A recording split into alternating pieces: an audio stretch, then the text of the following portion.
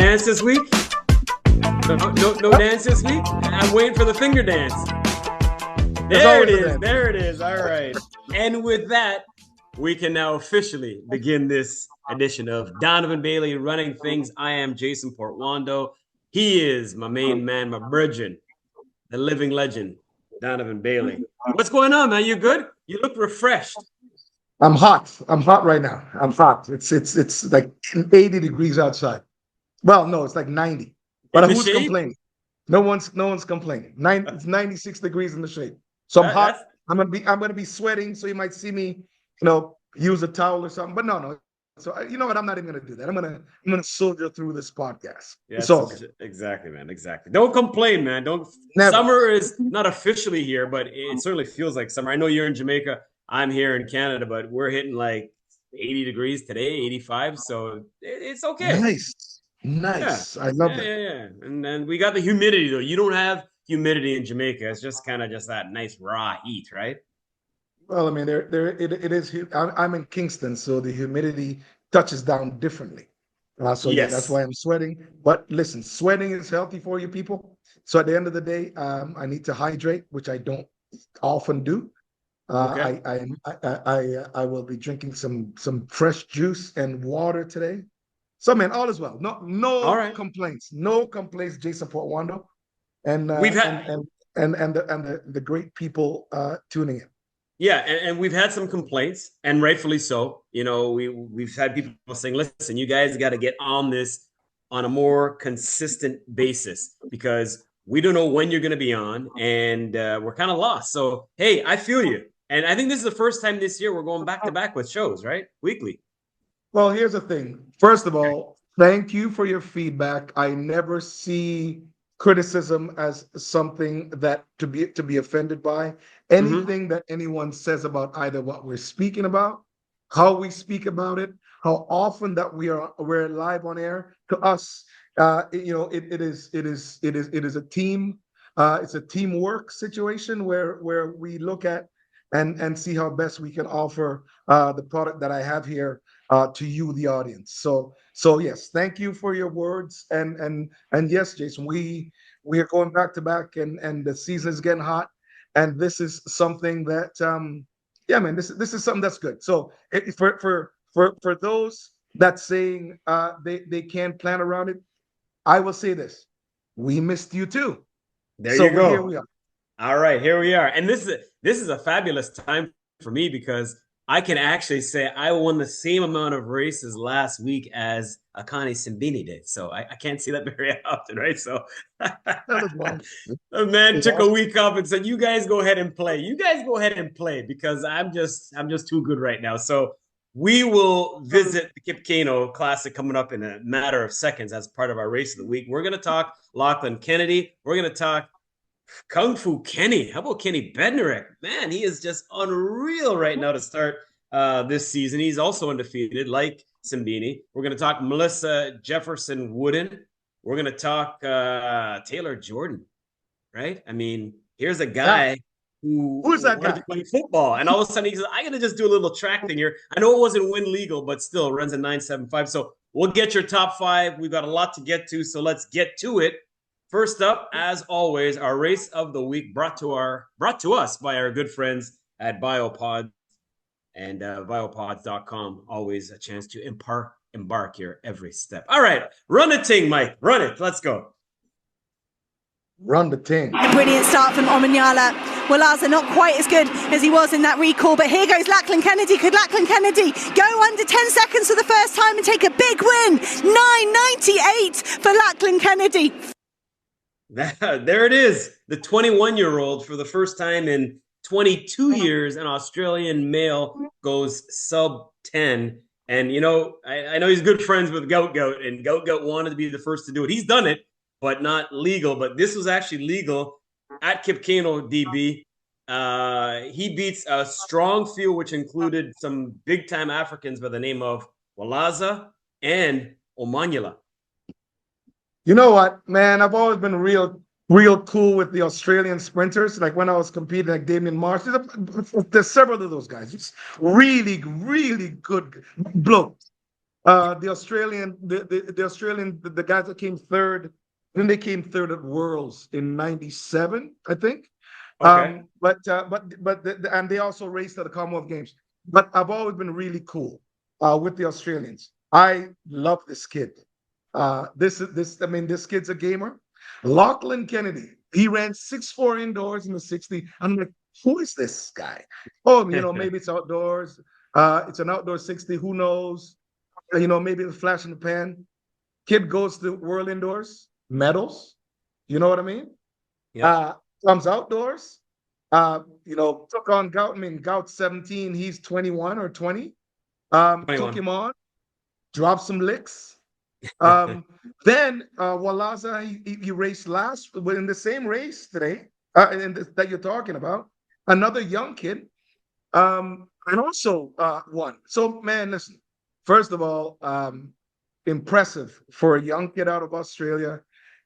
Impressive that he's going up. He beat Omanyala in Kenya. So Exactly. This is me going to Atlanta. You walk into someone's house and say, I am not only gonna, I'm not even gonna say what I say. No, man, go ahead and say it. Go ahead and say it. But I'm just saying to you, Lachlan walked into Kenya and said, I'm taking everything and the house, and I'm going back to Australia, Mr. Exactly. Omanyala. Thank you very much. So I'm telling you that for a young kid, fearless. Clearly, when you talk about Laza, Gout, Kennedy, and many, many more, we're talking about the future of track and field. There's still fantastic established stars today, and guys who are still making a name for themselves. But I like that Lachlan is going into permit meets from World Indoors, still being consistent, still being fearless. And dude, welcome, man. This is great. I never thought I'd have you'd Lachlan. Never thought you'd be race of the week, man. But welcome. You're being a champ right now, man. And I'm looking forward to seeing what you're doing, what you do later on this year in Japan. Yeah, and once again, shout out to our good friends at Biopods. Visit biopods.com. Empower your every step. And hey, Patrick Johnson was the last Aussie to go sub 10 way back. May 2003. I say way back because Lachlan Kennedy at the time was only 6 months old. So that really puts everything in perspective, right? Oh, yeah, that's what I'm talking about. And Patrick also was a good shout out to Patrick, dude. You're a good guy. I'm just telling you, then I got along stellar with the Brits and the Australians. So I know those guys. Patrick was also in my fastest 200 meters in Brisbane, in the Bislett Games in Norway. So yeah, shouts out to you, Patrick. And again, see all of the Australians. I'm sure they're looking out and watching what Lachlan and Gout is doing right now. But today's Lachlan's day, and congratulations, kid. Yeah, and you know what? It gets even better because around the corner, when we go to Ostrava for another one of those Golden Spike meets, Czech Republic, I think June 24th, Gout's going to go head-to-head with Kennedy. So they got a nice little friendly rivalry going on, a couple of good friends. So we'll see what happens there. And hey, anytime you can go sub 10, it's worth noting, right? Well, yeah, dude, listen, man. Again, I'm watching, for me, fundamentally, when I see some of these young athletes, forget about obviously the loaded spikes or the technology in the track or training or whatever. I'm looking at these kids and seeing how they're executing. I'm looking at them and seeing what their race preparation is. I'm looking at them with them acknowledging that there's 8 men across the line or 8 women across the line that are facing the exact same environment, and their individual job is just to execute within their pocket, within their lanes, and run a good time. So again, I'm liking what I see, man, and it's going to be a great season. Yeah, looking forward to it. By the way, I stand corrected. Lachlan Kennedy wasn't even born. It was 6 months before he was born when your man Johnson did that back in the day. I think Johnson ran 993. I think that's what it was. Yeah. Oh, there you go. You know what? You got to do the research, man. Got to do the research. Let's bring it closer to home, North America, because the Grand Slam track, it's in its inaugural season. It's been a lot of fun. I got to admit, I've enjoyed what they've been able to put on. And you know who really enjoyed it? Dennis Mitchell, because his team is repping to the fullest. Let's start on the ladies' side. A name that we don't often talk about, but maybe we got to start doing that because she is the fastest female on the planet this year going 100 meters. Her name is Melissa Jefferson-Wooden. She actually has won 5 of the 6 1-2 events at the Grand Slam track events this season. Melissa's always been a killer. Yeah. Melissa's always been a killer, and I think that sometimes when life balance comes into play, it allows you to get so much more out of your own self, right? And so she's clearly in a fantastic training environment. He got married last year. I mean, she looks awesome. She looks completely relaxed. At the Grand Slam, I mean, taking down the Olympic champion is no joke, bro. So at the end of the day, man, congratulations. She looks like she's ready. The American team is going to be tough to make. And she looks like she's going to go rep the U.S. in 1 and 2. So, I mean, who saw the 2 coming like this? And if she's doing that in the deuce, then I'm very certain that she like her intentions is to go 10-6 in the 100. So congrats to Melissa. Continue doing what you're doing. Think about execution also. I mean, when I tell, like, kids always ask me about how do I get faster? The thing that I always say to them is watch the current athletes. I mean, you can Google me, and I was very unconventional because I think that as a lazy but extremely talented sprinter, I knew that I had a top speed that could surpass anybody. However, when you look at some of these young athletes now competing, and they can go in and go through their drive phase and execute so flawlessly, that's what these young kids should look at. And someone like Melissa, is doing that right to the T, man. So congratulations. Yeah, she's had a hell of a season. Her only defeat was at one of the Grand Slam events in Miami. And I think it was in the deuce. She was 3rd. But, man, she's been phenomenal. She has been phenomenal. 10.73 is the fastest this year. A couple of girls, a few of them have gone in the 1090s, including, God bless the Nigerian and one of the Clayton sisters. So, yeah, I mean, we're going to keep an eye on her. We spoke of Dennis Mitchell. Well, another one of his runners, Kenny Bednarek. I mean, he's perfect this year. I think he's 6 for 6. He has swept the 1 and the 2 in all of the Grand Slam track events thus far. And he right now has the world-leading equaling time of 9.86. Dude, listen, I know sometimes you say that. I sit on the fence quite a bit, right? and like 2 weeks ago, I said to you that if the World Championships was today, which was 2 weeks ago, I said that Sambini would win hands down. And watching what Kenny did, flawless execution in Philadelphia. Mm-hmm. The weather wasn't cooperating. So again, him ignoring the environment, executing like he did and running 9.8, man, he looks unstoppable, bro. I mean, I like what he's doing. I mean, again, people, I'll tell you this. Winning and losing at this time of year is completely irrelevant. Okay. However, execution simply means that you're setting up your race for perfection, closer to perfection, more than not. At the end of the day, Jason, you talked about consistency. Melissa's been quite consistent, so you can see it every day that what she's doing is just tweaking and improving every little thing, right? And Bednarek is the same thing. The same thing. I mean, he's running the deuce.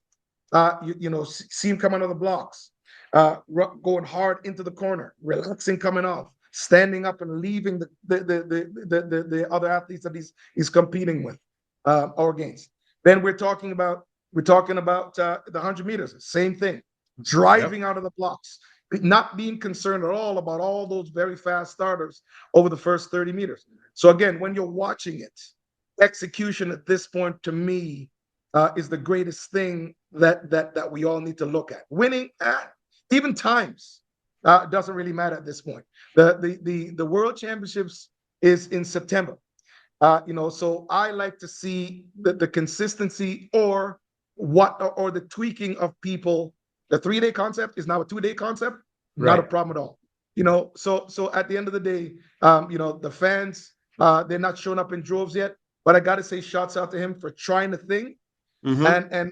And I'm always going to be supportive of someone supporting a sport that made me a global name. So at the end, and made me a world champion, made me an Olympic champion. And made me famous, made me lots of money. So at the end of the day, I'm saying to you that shouts out to him for putting this on, and obviously for someone like Kenny and Melissa and the rest of the athletes, Sydney, and the rest of the athletes that showed up for continuing and producing and providing a great product on the track. Yeah, and so you mentioned Sydney. We're not used to seeing her lose at anything. I mean, Right. Melissa also knocking off Gabby Thomas. So Melissa's bringing it, man. And what I love right now, it's the perfect blend of youth and veterans, because I consider Kenny one of the vets. And we spoke of some of the younger runners, like even Tia Clayton, who's got the third fastest time. We talked about her as well right now on the ladies' side. But, the fastest time right now is shared between Kenny Bednarek and Abdul Saminu. Saminu's win was actually less. So they're both 9.86. But for me, watching Kenny, the way he did it, I mean, that was so impressive. And they said, the conditions weren't the greatest, but man, oh man, Kenny just blew them away. It wasn't even close. Yeah, you know what? Yeah, man. Again, I was watching the race, and I was watching the front view of the front camera view of his mechanics coming out of the blocks, and kind of when he came out of the blocks, and he went to I think it was the right side of his lane, so he was closer to the right line, and just how he stood, like he was on a straight line and on a rope and just relaxed, and you saw the relaxation in his face and in his shoulders. So hip movement, fantastic, man. I mean, who was the one you said he was 9.86? That's a kid from NCAA's, right? Is it a kid from Ghana? The Ghanaian kid. Yeah. Ghanaian, yeah, man. Wow. Listen. Yeah. Speaking of that, I mean, the NCAA is going to be something. It's always something. Yeah. It's always going to be some fantastic breakout stars. But I guess I'm segueing you to the next thing. Yes, you're right. Hodges Stadium, by the way, is where the Ghanaian young man was able to run 9.86. His win was only 0.6. Kenny's was 0.8. So, whatever. What are you talking about? Win? Yes. Okay, well, you got to mention that, Jason. You got to tell the people. They don't know. Yes, I should. You're right. His win, I thought I did say that. But if I didn't, his win was 0.6, whereas Kenny's was 0.8. So a little bit more for Kenny. Both legal, though. Both legal. Yes. So, I mean, but Kenny, to me, Kenny is the biggest surprise of 2025. I mean, Simbini, by the way, I know he didn't run last week, but we forgot to mention, or I forgot to at least mention to you, that he is the first athlete to have 11 consecutive years of running sub 10. Of course, he was able to break the record he shared with nobody else you'd expect, but Usain Bolt. But yeah, you got to give Simbini some love for that, to 11 straight years, DB, of running sub 10. Well, consistency that I mentioned earlier. You've got consistency. You've got Simbini, which is also crazy. You're calling him a vet. You can also see that he's spent the time over the years to learn and improve every single year. Every single year, technically, he's better and he's stronger. I don't know what his program is specifically, but it's clear that what he's done is work on his biomechanics every single season. 11 years in a row, on sub 10 seconds. Any record that Usain Bolt has that you can either tear or break is spectacular. So shouts out to Akani Simbini. I mean, again, your consistency have been spectacular, and I'm looking forward to you in Japan at the end of the year. Yeah, I know we are track heavy on this show. We often mention field events, and we should touch on that because that Canadian man continues to do, just phenomenal things. And Ethan continued this at the Kipkeino Classic. The Olympic champion, man, he just continues to put the red and white on his shoulders and do his thing. Well, I mean, listen, there's only two Canadians, Ethan and Donovan Bailey, that are Olympic champion and world champion. Only two. Only 2 people. Only 2. Ethan is a monster, and Yes. I mean, I had the great fortune to spend some time with him last year, and he's such an incredible guy. Like I'm just saying to you, he's such a physically and emotionally matured person as an athlete, and also for his age. I think that there's so much more in him, and to start the season lighting it up like he did, man. Shouts out to you. Shouts out to you, my dude. And he knows that already because I mean, we sat and we had we broke bread, had some a mutual friend of ours, Greg Senek, and also Steve Messler. We all had dinner in Scottsdale, and amazing, amazing, amazing, amazing. Ethan, well, first of all, I'm in your corner, dude. 82-73, by the way. 82-73, the world lead for him in the hammer throw. You ever tried that, by the way? I mean, that's mad. I tried it before. Have you ever tried the hammer throw? Jason, why you're like 130 pounds. Why would you try the hammer? 130. You trying to say the hammer weighs more than me?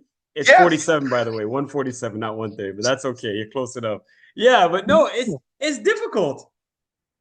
Well, of course it's difficult. You're throwing a weight. Like I'm 215 pounds and I would not be throwing the hammer. You're lucky that you didn't get that hammer to drag your ass across the field. Whatever. Thank God you let go, man. Thank God you let go. No, the hammer it's is unreal. The hammer is for those big, strong athletes who can launch this thing. But yeah, that's not a play thing. Okay. We mentioned we're gonna have your top 5 this week, so let's get to that. And anybody that we didn't talk about, so who are your top 5 athletes right now? Would you go with? I think we talked about them. For the week. I think that we're talking about top 5 performances. Yeah. I think that we talked about them. I think we just talked about them. I will add because we didn't really get into it. Jordan Anthony, Michael Jordan, and my middle name. Oh, damn. I mean, I should know it. So Jordan. Not Anthony, Michael Jordan, yes. Jordan Anthony. Every year there are incredible breakout stars. Some of them go on to win world championships. Some of them go on to be world record holders. Some of them go on to be, Olympic champions. This kid just seems like it just kind of track fell in his lap. He's a natural sprinter. I think Jason mentioned to me, he's a football player.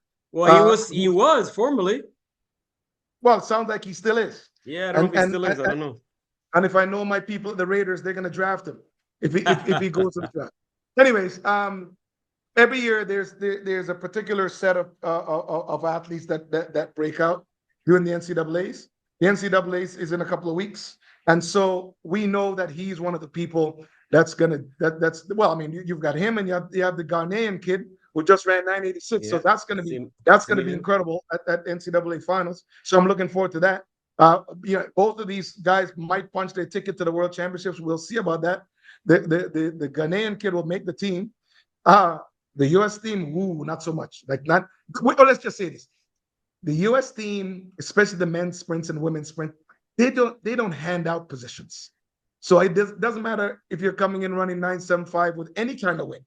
They're not going to hand you out a position top 3 to represent, the great U.S. of A. So yeah, I think that this kid is someone I started following him. So it's certainly someone that I'm looking forward to seeing what he does at NCs, and then if he turns pro, because I mean, he's running hellified times. There's no need to even stay at NCAAs. However, I mean, if he's got a nice NIL deal, if he's got a nice NIL deal, then maybe that's a good thing. Who knows? But yeah, man, I think that we, I believe we covered 5 athletes. I don't remember. But it's my podcast, so I can always add things. I'm just trying to see what else, if I missed someone. Did I miss someone? No, I guess you're saying your top 5 would be Melissa. It would be Kenny, Lachlin. For sure. You throw in our man Ethan. Jordan Anthony, and you throw in, I guess. Well, he's still going to put Sembini in there, right? Even though he didn't run. He's still got to be. No. Well, I don't have to put Sembini in there, but I'm saying to you that I'm saying to you that Ethan is in there. I'm not. Ethan, okay. For me, like Ethan is not a Canadian content. He's the world and Olympic champion, dude. I mean, that's why Yeah. I think maybe sometimes people confuse, you know, if you're Canadian and it seems quite local. Ethan Katzenberg is the man in the world. And like I said, the last man that was the Canadian man that was in the world that represented Canada, that was the man on the planet was me. So I understand. We're a very, very, very small club. All right, fair enough. And by the way, Jordan Anthony, world's fastest time, all wind belongs to him in that 975. That was a 2.1 win, so obviously it was a little bit too much, but still, 975 is 975. I can go outside and run in a hurricane. I'm not running 975. But it's 2.1 win, dude. 2.1 win. I mean, the legal's 2.0. Yes. So again, he's got 9.7 in him. Is really what you're trying to say. Fair enough. Yep, fair enough. And he's still so young, right? So that's what I'm loving about track this year. It seems like we've got all three levels. The veterans still trying to hang around. Some are in it right now to win it, and then you got the young kids coming up. So, man, every week I just salivate over what's been taking place on the track and field scene. Yeah, like Jason, imagine this. Imagine the young Ghanaian kid, Waleza from Africa, Gout. Yep. Lachlin Kennedy. Yep. And so you've got this incredible pool of extremely young, talented kids. And then you've got, it's the Sambinis of the world, Fred Curley, Coleman, Trevon Bromell just came back on the scene. You've got who am I missing? Well, I'm missing. I mean, Zarnell Hughes, Tobogo. Yeah. So you've got a fantastic set of young cats. And then you got established people, and then you got vets, and everyone's doing well. So yeah, I mean, it says good about our sport. And how good is the sport? We've done a bunch of shows this week, and you know who we've hardly mentioned? Who's that? Files. We've hardly mentioned him. Well, Noah, I think that Noah is an established star, man. Of course. I mean, Noah is an established star, and at the end of the day, anytime he steps on the track, his intention is to light it up too. But I think that Noah is doing some incredible things, branding wise and marketing wise. So continue doing your thing, man. Yeah, that shows you just how deep the talent pool is that the world's best isn't even making the show. And I know you got to run to make the show. I get it, but I'm just showing you like just what is going on. So Kenny perfect to start the year, 6 for 6, and Beanie perfect to start the year. What more could you ask for? Before we do head out, I just want to get a quick pick from you. NBA finals are set.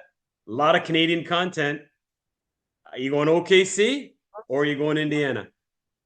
Well, for me personally, I have to go OKC because Shay's mother Charmaine and I are very good friends from where we used to run track, and although was it Lou Dort? A Canadian versus Canadian. We know that. Yeah. But if I went against OKC, then Charmaine would have some words for me. So I think that. And also, in fact, I think that OKC is a better team. So I think that Shea will be MVP of the league, and Shea will be MVP of the NBA Finals, and he'll be bringing the cup back to, Hamilton. Well, that would complete the three, right? Because he's the MVP of the league, MVP of the West Finals, and potentially, MVP of the final itself. Regardless, we got all kinds of Canadian content. Dort, Gilgeous-Alexander. Other side, you got Mathurin, you got Nemhard. And the adopted Canadian, MVP of the East Finals, Pascal Siakam. How about that? Dude, I mean, Pascal is, listen, from G League, from getting groomed by Masai Ujiri, but then given an opportunity by Masai, and then Siakam taking full advantage of it, winning a championships in Toronto, and then going to India now and leading. Congratulations too, man. That's great. So I'm looking forward to those guys all lining up. I mean, I think the NBA Finals is going to be pretty good. Yeah. I'll go Indiana. Just be on the other side of things. This felt good, man. This felt good. You know what? regardless of what you're doing in life, you got to keep doing it. You got to keep repping. And that's what we got to do right here on the show. In the meantime, we ask that you please continue to like, share, follow, download, subscribe, be a part of this podcast. I'm Jason Portuondo saying thank you as always for the company. DB, take us out. Until next time, peace out.